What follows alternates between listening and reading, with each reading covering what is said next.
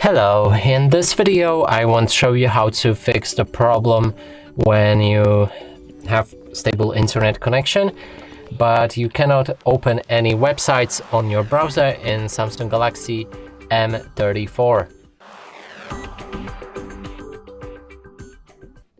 To do this, let's open our Google Chrome. Inside, as you can see, if I try to reach any website, it doesn't work. And to fix this, now we need to open settings. Then scroll all the way down and enter General Management. Go for date and time and activate automatic date and time settings. If you go back to your browser, now everything should work fine. You can continue browsing on the previous websites or open another.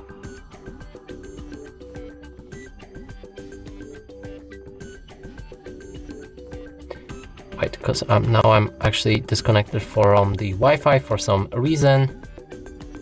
Now we can go back. And yep, it works fine.